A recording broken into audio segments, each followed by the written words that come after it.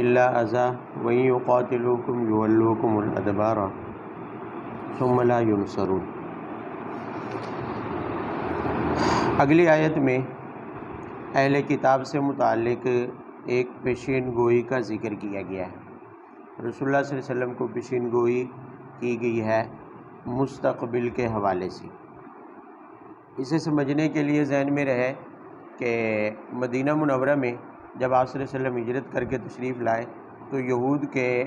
دو بڑے قبیلے آباد تھے، بنو قریظہ اور بنو نذیر، اور باقی یہود جو ہے وہ خیبر میں بڑی تعداد میں آباد تھے۔ یہودیوں کے پاس بڑے بڑے مضبوط قلعے تھے، جنگی ساز و سامان بھی تھا، زمینیں اور مال دولت تمام عربوں سے زیادہ یہود و نصارہ کے پاس تھا، اور دوسری طرف مشرکین مکہ بھی کھاتے پیتے اور مالدار تھے، جبکہ بیچ میں مسلمانوں کی جماعت ساز و سامان کی قلت کا شکار بھی تھی اور مال و دولت کی قلت کا شکار بھی تھی، اور افرادی قوت بھی سب سے کم تھی، تعداد میں بھی سب سے کیا تھے، کم تھی۔ تو مسلمانوں کی تسلی کے لیے آپ صلی اللہ علیہ وسلم کی تسلی کے لیے پہلے ہی پیشین گوئی کے طور پر آپ کو بتا دیا گیا کہ یہ یہود و نصارہ بظاہر تو طاقتور ہیں، مال و دولت بھی ان کے پاس ہے، ساز و سامان اور ہتھیار بھی ان کے پاس ہیں، جنگی قوت اور افرادی قوت بھی ان کے پاس ہے، لیکن آپ یاد رکھیے کہ لن یضروکم، یہ کبھی بھی تمہیں تکلیف نقصان نہیں پہنچا سکتے، تمہیں یہ کبھی بھی، ہاں الا اذى، معمولی شرارت کر سکتے ہیں، معمولی تکلیف پہنچا، یعنی سازش کریں گے، سازشیں کریں گے، دھوکہ بازی کی کوشش کریں گے، معاہدوں کی خلاف ورزیاں کریں گے، لیکن اپنی ان سازشوں چالوں کے باوجود کھل کر میدان جنگ میں تمہارے سامنے آ کر کبھی تمہیں نقصان نہیں پہنچا سکیں گے۔ اور ساتھ ہی یہ بھی فرما دیا کہ